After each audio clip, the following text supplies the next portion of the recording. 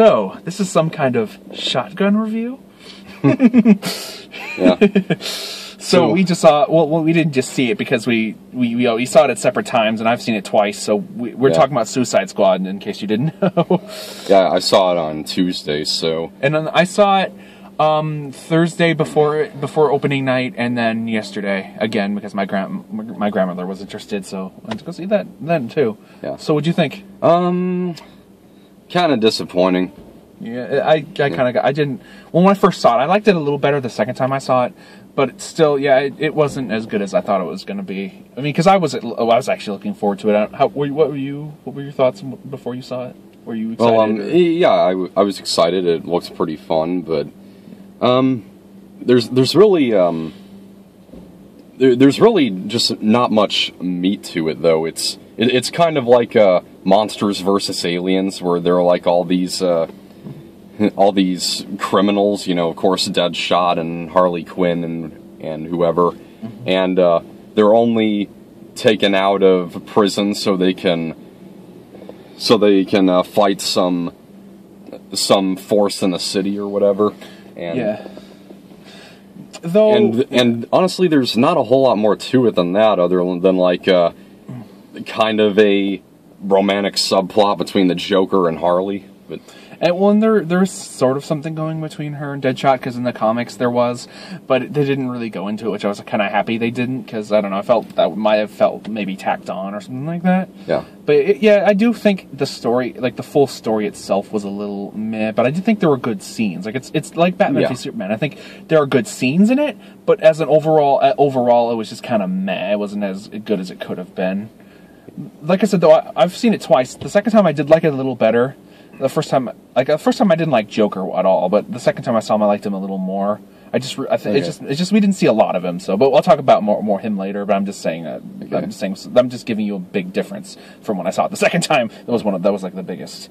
Anyways, the thing that doesn't disappoint, though, the cast. The cast is great. Yeah, I mean, Harley Quinn. I mean, Margot Robbie is excellent as Harley Quinn, and Will Smith is Deadshot. And Jai Courtney was really funny as that one guy who loved pink unicorns. Yeah, Captain Boomerang. Yeah. Yeah, and I also Rick Flag was okay. He was all right. Yeah.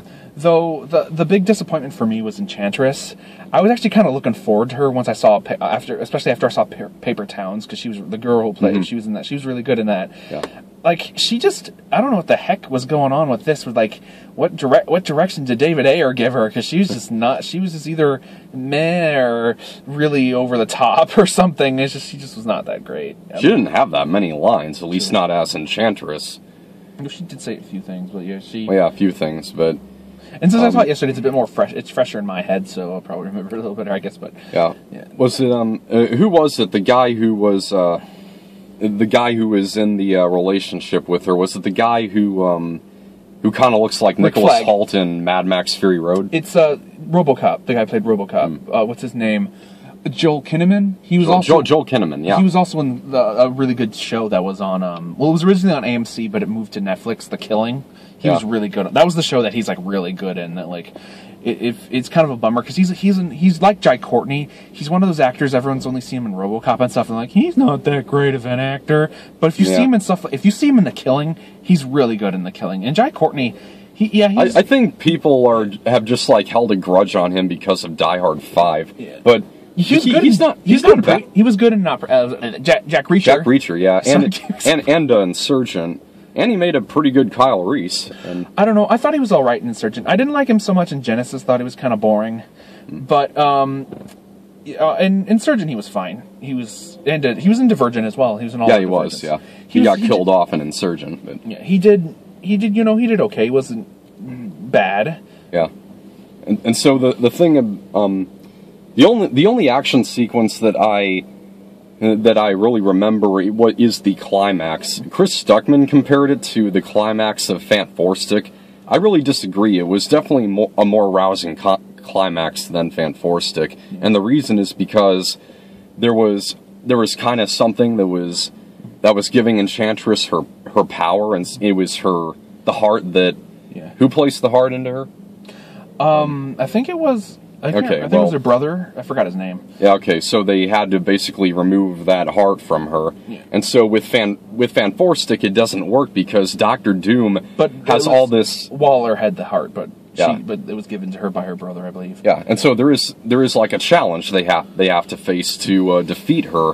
With Fan Forstic, it was just that Doctor Doom has all this power, like being able to make people's heads explode, and all the Fantastic Four have to do to defeat him is just punch him. It will trick him to confuse him, then punch him. They just kind of confuse him. And he's like, "Huh?" And then doesn't suspect. He doesn't see Thing coming because he's invisible, and then he punches him into the wave. Yeah.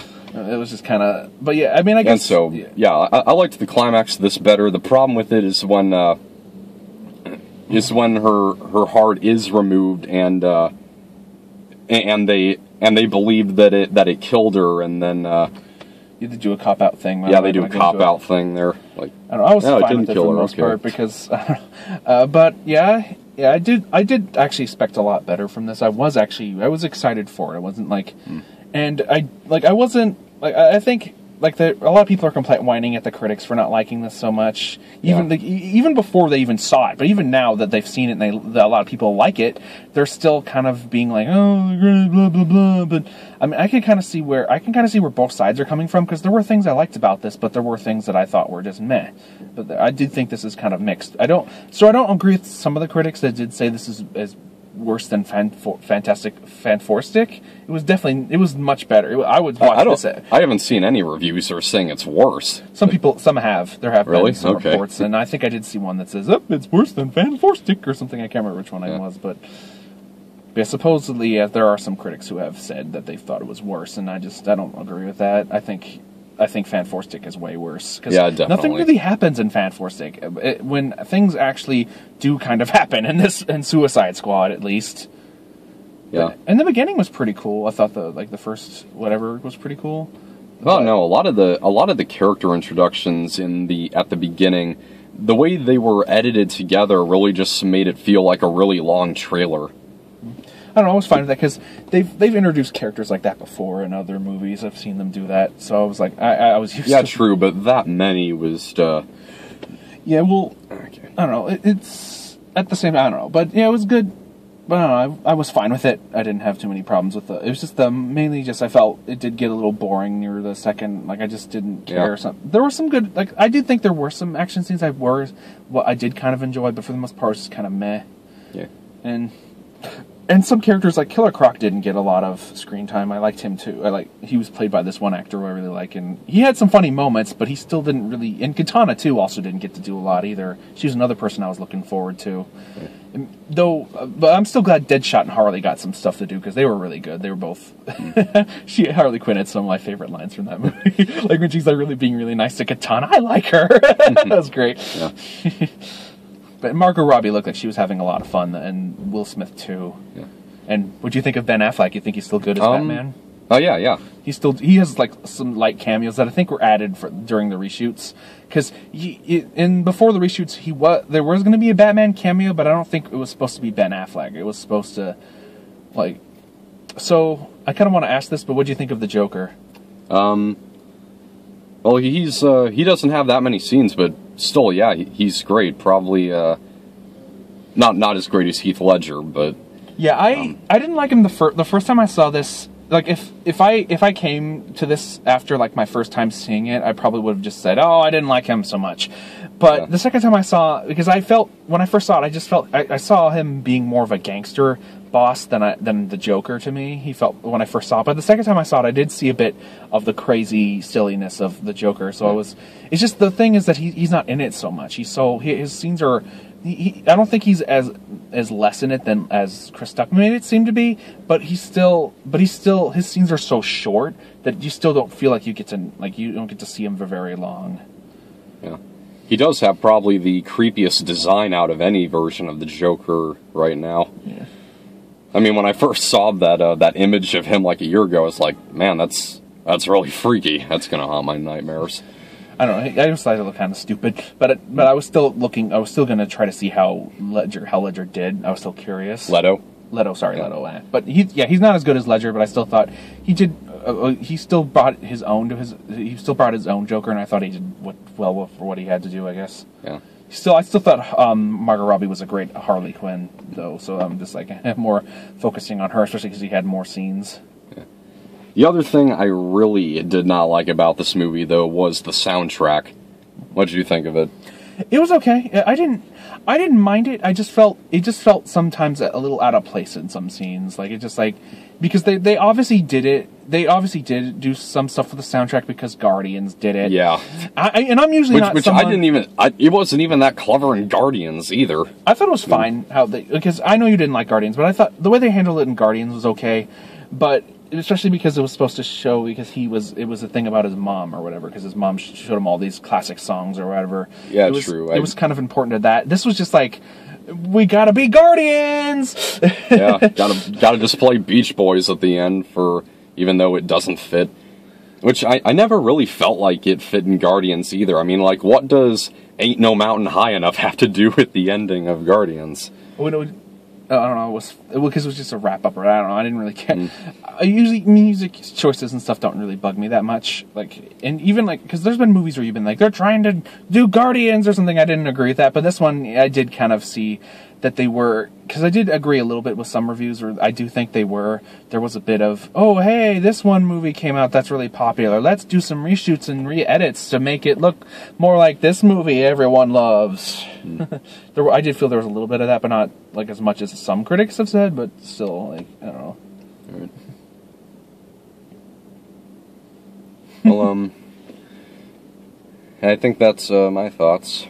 I had some more things to add, but I'm just like... Yeah. But because of this, I am a little nervous going forward into the DC movies now. I mean, I'm still looking forward to Wonder Woman, but once I really thought about it, and like... I've heard some stuff that it is also kind of... It has some problems behind it, too. Like, some guy who worked at Warner Brothers said it was kind of a mess, too. But also, because supposedly Wonder Woman, there might have been they had to change some things around in that, too, because Zack Snyder is no longer the guy in charge because of the hate for Batman v Superman. So that now Jeff Johns, he's a comic book writer, is kind of leaning towards being in charge of the DC films. So there are some changes for Wonder Woman. And Jeff Johns, he's a comic writer. He's also executive producer for all the DC movies so far. He's been known to not be a very good writer of Wonder Woman, so that makes me a little nervous for that. And also that I do agree with a review that the only reason why they're doing a Wonder Woman now when they should have done it like a long time ago is because Captain Marvel was announced at Marvel. Yeah.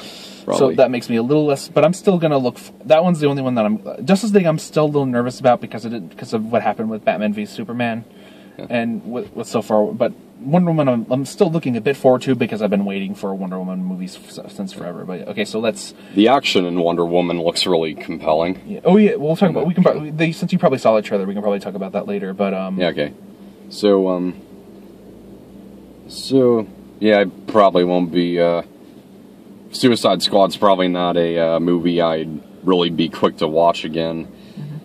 I would probably just give it a C-. All right, yeah. So, but yeah, if I was just going by the first time I saw it, if I was still here, I probably would have just given it a C. But since I've seen it again, I did enjoy it a little better the second time. I'm gonna go a bit higher, C+. Okay. But I still. But like, which is still, you might think it's a kind of high, but I don't know. I still think it's kind of mediocre for me. All right, for a rating for me, good. Anyways. But yeah, C+. I'm just like I enjoyed it, but I still had my problems with it. So I can kind of see both reasons why if someone would love it or someone hate it.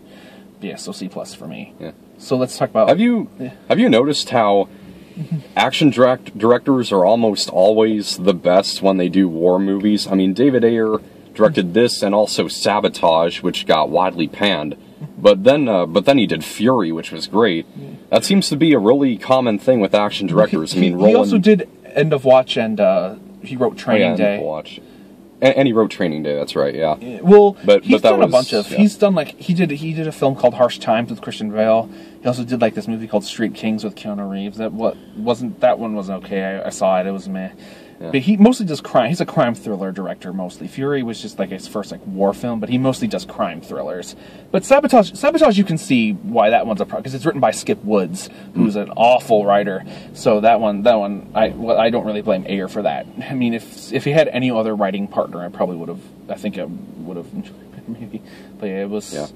It does seem to really be a common thing among action directors. I mean, like Roland Emmerich directing The Patriot, Michael Bay with 13 Hours, and Peter Berg doing after Battleship and Hancock, he did Lone Survivor, and then we also got Deepwater Horizon coming in about a month. Peter Berg was an actor, though. He wasn't really. He didn't start directing until like Hancock, and like he's only directed a few things. He started out. Well, as yeah, an I'm actor. just talking in terms of directing. Yeah. But okay, so we've got two movies that have fresh ratings on Rotten Tomatoes to see tonight. Yes. Oh, but we also got to talk about some trailers that we saw during Suicide Squad. Oh yeah. What did we see during Suicide Squad? Wonder Woman. There was Wonder Woman. What'd you think? Was there? Yeah. I don't think I got that before my screening. I did. And it looks... They basically played the same Comic-Con trailer, but really fast. They sped through it a bit. It was a bit shorter and really fast, and it was weird. Yeah. And then there was the new Christopher Nolan film. Oh yeah, Dunkirk. That looks cool. Yeah, it does. And then we also got the trailer for The Great Wall, also known as The Whitewashing Continues. Yeah, I know that. We got Matt Damon and Willem Dafoe passing for Chinese folk. Yeah, though there is the director is Chinese as well, so so maybe he felt I need some white actors to please the. Yeah, I do think that's stupid, but also give the movie a shot. It looks kind of cool, I guess. But yeah, kind of. I mean, it's. I'm a maybe, definitely. Yeah, I'm probably a maybe too. I mean, it's got kind of a. Obviously, it's going to be kind of an idea on why the Great Wall was built. Yeah, and the real reason it was built because of dragons. Because of Pacific Rim monsters. Yeah. I know they're not actually. Yeah, but still, just I get that they want to have like popular actors in the lead role to get attention, but it's not like there aren't any popular Chinese actors out there. You couldn't have gotten like maybe Ken Watanabe, Jackie Chan, or Randall Park. But let's just see what happens. Anyways, and that's it. I think that's all the trailers I remember. So, in about 40 minutes, we got Pete's Dragon, and then we'll go on to Hell or High Water. All right. See you then.